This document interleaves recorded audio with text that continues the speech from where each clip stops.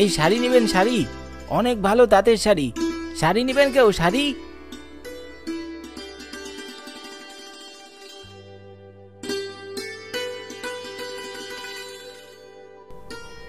বাহ, আজ বেশ ভালোই শাড়ি কাপড় বিক্রি হয়েছে। 25টা শাড়ি নিয়ে বের হয়েছিলাম, 2টো শাড়ি ছাড়ার বাকি সব বিক্রি হয়ে গেছে। সামনে পুজো, তাই তো এত বেচে কিনা ভালো হয়েছে। এখন আর 2টো শাড়ি বিক্রি করতে পারলেই আমি আমার গ্রামে ফিরে যেতে পারবো।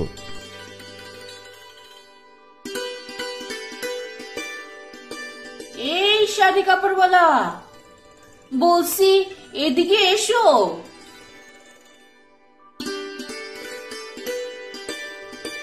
দেখি তো কেমন শাড়ি নিয়ে এসেছো। এই যে দিদি, দেখুন কত সুন্দর তাঁতের শাড়ি। এই শাড়ি দুটো আপনাকে খুবই মানাবে। তো দাম কত শাড়ির? আপনার কাছে বাড়িয়ে দাম চাইবো না, 2টা শাড়ি মাত্র 1200 টাকা দিন। না না, এমন পাতলা শাড়ির দাম এত চাইছো? এত টাকা দিতে পারবো না কো। 2টা শাড়ি 1000 টাকা দিব। আমার লস হয়ে যাবে দিদি, তাও দিয়ে দিচ্ছি। বেচা কেনা শেষ, সন্ধ্যা হয়ে আসলো। শাড়ি দুটো বিক্রি করার পর বাড়ি ফিরে যাব। হ্যাঁ দিন, তাড়াতাড়ি টাকাটা দিন।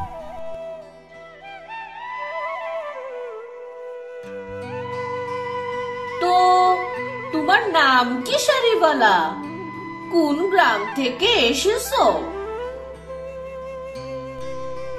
আমি বিমল, কুসুমপুর গ্রামে আমার বাড়ি।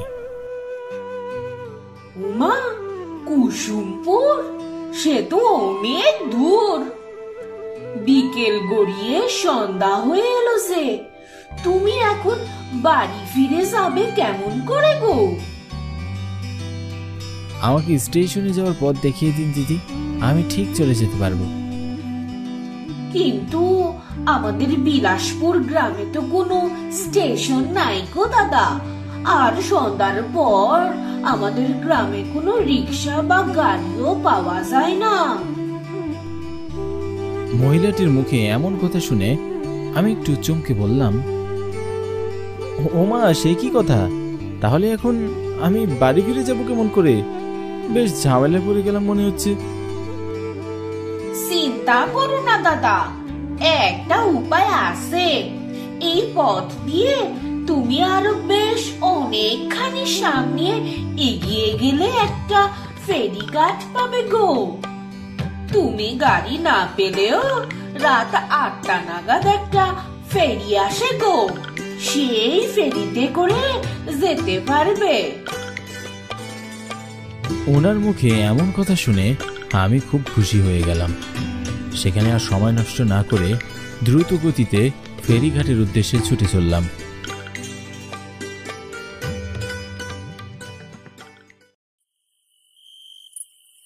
চারিদিকে ঘন অন্ধকার নেমে এসেছে। যে পথ দিয়ে হাঁটছি সে পথটাও স্পষ্ট দেখা যাচ্ছে না। হাঁটতে হাঁটতে কতটা পথ সামনে চলে আসলাম, কিন্তু রাস্তায় কোনো মানুষই দেখতে পেলাম না। আমি আবার ভুল রাস্তায় যাচ্ছি না তো? মনে সংশয় কাজ করছে। আরও বেশ অনেকটা পথ সামনে এগিয়ে যাওয়ার পর একটা সময় আমি ফেরিঘাটের সামনে এসে পৌঁছালাম।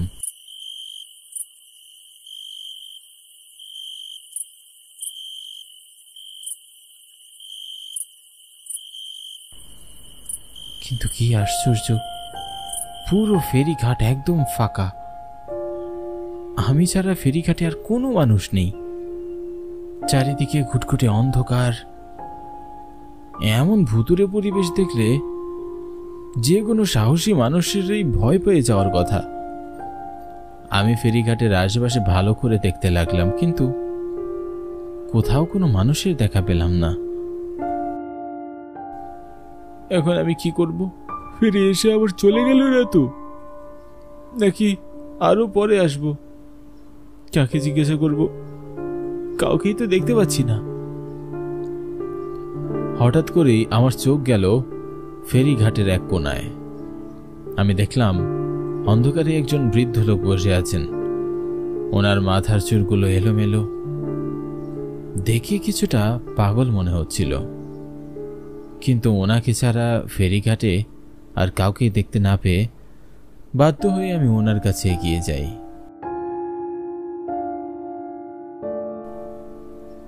চাচা, অনেকক্ষণই ঘাটে দাঁড়িয়ে আছি। রাতের ফেরিটা ঠিক কটা বাজে আসবে এই ঘাটে? লোকটা আমার দিকে বড় বড় চোখ করে রাগান্বিত হয়ে তাকালো। ওনার চোখ দুটো কিছুটা লাল ছিল। ওনার এমন চাহনিতে আমার বুকের ভিতর মোচড় দিয়ে উঠল। চলে যাও এখান থেকে, এক্ষুনি চলে যাও। এই ঘাটে কোনো ফেরি আসে না। যাও, চলে যাও। লোকটি রেগে মেগে অন্য পাশে চলে গেল।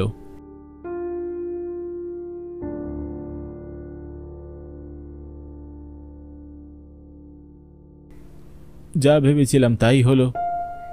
লোকটা আসলে পাগল, কিন্তু আমার তো এখন আর যাওয়ার কোনো জায়গা নেই।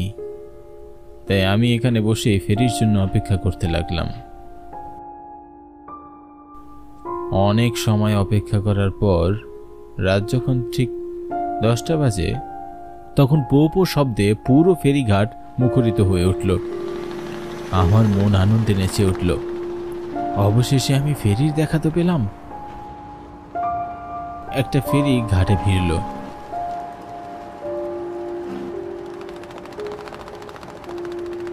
কিন্তু কি আশ্চর্য, ফেরি থেকে কোনো মানুষই নামছে না। আর আমি ছাড়া এই ঘর থেকে অন্য কেউ ফেরিতে উঠল না। দেখে মনে হচ্ছিল ফেরিটা শুধু আমাকে নিয়ে যাওয়ার জন্যই এসেছে।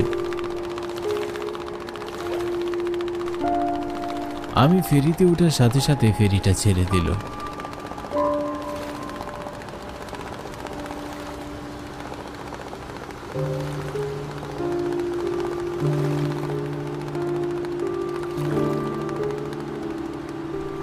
ফেরিতে উঠে দেখলাম বৃদ্ধ, যুবক, নারী এমন অনেক মানুষ ফেরিতে রয়েছে। আমি ফেরিতে গিয়ে একটা জায়গায় বসে পড়লাম। কিছুক্ষণ পর দেখলাম আমার পাশে অপরূপ সুন্দরী একটি মেয়ে বসে আছে। একটা মানুষ ঠিক কতটা সুন্দর হতে পারে ওনাকে না দেখলে হয়তো বুঝতেই পারতাম না। আমার ওনার সাথে কথা বলতে খুব ইচ্ছা করছিল, কিন্তু কিভাবে শুরু করব বুঝতে পারছিলাম না। অবশেষে সংকোচের বেড়াজাল থেকে বেরিয়ে পড়লাম। আপনার নাম কি? আর আপনার বাড়ি কোথায়? আমার নাম নন্দিনী। কৃষ্ণনগর গ্রামে আমার বাড়ি। এত রাতে আপনি কোত্থেকে ফিরছেন? আমি শহর থেকে গ্রামে ফিরছি। শহরে আমার মেডিকেল কলেজে ডাক্তারি পরীক্ষা ছিল। পরীক্ষা শেষ হতে হতে বিকেল হয়ে গেল, আর আজ ফেরি ছাড়তে একটু দেরি হয়ে গেছে, তাই তো এত রাত হলো। বাহ, বেশ ভালো তো।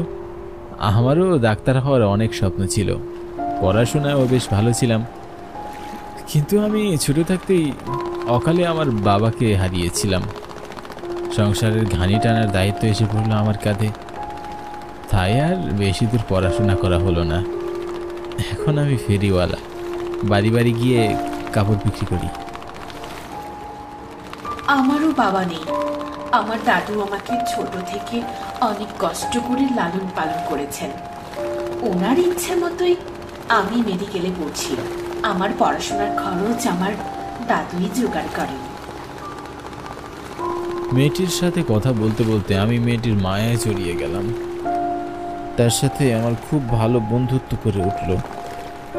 মনে হলো সে আমার জনম জনমের চিরচেনা কেউ। সারাদিনের ফেরি করে আমি খুব ক্লান্ত ছিলাম। ক্লান্ত শরীরে কখন যে আমি ঘুমিয়ে পড়লাম বুঝতেই পারিনি। ঘুমের মধ্যে আমি একটা ভয়ঙ্কর স্বপ্ন দেখতে লাগলাম। ঝড়ে ফেরিতে থাকা সমস্ত কিছু তছনছ হয়ে যাচ্ছিল। কেউ বা আবার পানিতে ডুবে মারা যাচ্ছে। ফেরিতে থাকা সমস্ত মানুষই কোনো না কোনোভাবে মারা যাচ্ছে। ভয়ে আমার গায়ে কাঁটা দিয়ে উঠল। আমি চিৎকার করে ঘুম থেকে জেগে উঠলাম। কি হয়েছে? ভয় পেয়েছেন বুঝি? ভয়ে আমার নিঃশ্বাস বন্ধ হয়ে আসছিল। আমি ভ্যাবাচাকা খেয়ে গেলাম। আমি কিছু বলার আগে ফেরিতে থাকা অন্যদের দিকে আমার চোখ যায়। আমি দেখলাম ওনারা সবাই আমার দিকে লাল লাল চোখে অস্বাভাবিকভাবে আমার দিকেই তাকিয়ে আছে।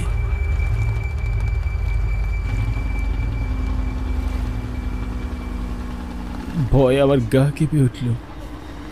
মুখ দিয়ে ভয়ঙ্কর আওয়াজ বের করে আমার দিকে ওনারা এগিয়ে আসতে লাগলো। ভয়ে আমার প্রাণ যায় যায় অবস্থা। আমার সাথে কি হচ্ছে আমি কিছুই বুঝে উঠতে পারছিলাম না। তবে খুব খারাপ কিছু হতে যাচ্ছে সেটা আমি আন্দাজ করতে পেরেছিলাম। কারা তোমরা? তোমাদের এমন দেখাচ্ছে কেন? তুমি এতক্ষণ যা যা স্বপ্নে দেখলে তার সবই সত্যি। আমরা কেউই আর জীবিত নেই, আমরা সবাই মৃত। তোমার সাহস আছে বলতে হবে। এত রাতে তুমি ফেরিঘাটে ফেরির জন্য অপেক্ষা করছিলে। তুমি কি দেখোনি তুমি ছাড়া এই ফেরিঘাটে ফেরির জন্য আর কেউ অপেক্ষা করছিল না? তারপর আবার আমাদের ফেরিতেই উঠলে। তোমাকে কি কেউ সাবধান করেনি? বলেনি যে এই ফেরিঘাটে রাতের বেলা কোনো ফেরি আসবে না? আমার ভুল হয়ে গেছে, আমাকে ক্ষমা করে দিন। আমি না বুঝেই আপনাদের ফেরিতে উঠে পড়েছি। দয়া করে আমাকে ছেড়ে দিন।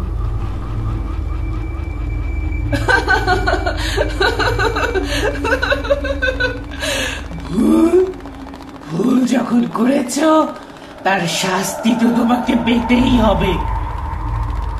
আর আমরা আমাদের এই ফেরিতে একবার যাকে উঠাই তাকে আর জীবিত নামতে দিই না। মেয়েটির মুখ থেকে এমন কথা শুনে ভয় আমার বুকের ভিতর ধকধক করতে শুরু করলো। মনে হচ্ছিল বুকের ভিতর থেকে প্রাণ পাখিটা এক্ষুনি বের হয়ে যাবে। কিন্তু না, আমাকে এভাবে ভয় পেলে চলবে না। যে করেই হোক আমাকে বেঁচে ফিরতে হবে। সাহস করে আমি বললাম, তো দয়া করে আমাকে ছেড়ে দিন। আমি তো আপনাদের কোনো ক্ষতি করিনি, না বুঝে আপনাদের ফেরিতে উঠে পড়েছি। আমার কাঁধে আমার পুরো পরিবারের দায়িত্ব। আমি বাড়ি না গেলে ওরা না খেয়ে মারা যাবে। ঠিক আছে, তোমার সাথে কথা বলে আমার অনেক ভালো লেগেছে। মনে হচ্ছে তুমি অনেক ভালো মানুষ, তাই এবারের মতো তোমাকে ছেড়ে দিচ্ছি। কিন্তু খবরদার, আজকের পর থেকে আর কখনোই ঘাটে রাতের বেলা আসবে না। মেয়েটি এ কথা বলার সাথে সাথে আমার সামনে থেকে সমস্ত কিছু কালো অন্ধকারে ঢাকা পড়ে যায়। আমি আমার চোখের সামনে আর কিছুই দেখতে পাই না। তারপর আমার আর কোনো কিছুই মনে নেই। অনেক সময় পর আমার ঘুম ভাঙল। আমি দেখলাম আমি ফেরিঘাটের একটি বেঞ্চে শুয়ে আছি। আমি চমকে ধরফরিয়ে উঠে বসলাম। তখনও চারপাশে ভীষণ অন্ধকার ছিল, ভালো করে কিছুই দেখা যাচ্ছে না। আমার সাথে ঘটে যাওয়া সমস্ত ঘটনা দুঃস্বপ্নের মতো মনে হচ্ছিল। আশেপাশে ভালো করে তাকিয়ে দেখলাম ফেরিঘাটে এখনো কেউই নেই। শুধু ওই ছেঁড়া কাপড় পরা বৃদ্ধ পাগল লোকটি আছেন। লোকটিকে আমার দিকে এগিয়ে আসতে দেখে আমি কিছুটা ভয় পেয়ে যাই। লোকটি আমার কাছে এসে গম্ভীর গলায় বললেন, আমি তো ওকে আগেই সাবধান করে দিয়েছিলাম, বলেছিলাম এই ফেরিঘাটে রাতে কোনো ফেরি আসে না। কিন্তু তুমি আমার কথা না শুনে বিপদের দিকে এগিয়ে গিয়েছিলে। কিন্তু চাচা, আপনি এত কিছু কেমন করে জানেন? আমি ওই ফেরির একজন যাত্রী। সেই দুর্যোগের রাতে মারা গিয়েছি। আমি এই ফেরিঘাটে মানুষের উপকার করার জন্য অপেক্ষা করে থাকি। যখনই রাতের বেলা কোনো মানুষ এই ফেরিঘাটে আসে, তখন তাকে সাবধান করি। যারা আমার কথা শোনে তারা প্রাণে বেঁচে যায়, আর যারা আমার কথা শোনে না তারা নিজেরাই নিজেদের সর্বনাশ ডেকে আনে। এখন আর এখানে দাঁড়িয়ে দাঁড়িয়ে নিজের সময় নষ্ট করো না। যাও, এক্ষুনি তুমি এখান থেকে চলে যাও, আর কোনো দিনও এখানে ফিরে এসো না। আমি এই বৃদ্ধ লোকটির কথা মতো তাড়াহুড়ো করে ফেরিঘাট থেকে চলে আসলাম। সেই রাতটা কষ্ট করে আমি গ্রামের রাস্তায় কাটিয়ে দিলাম।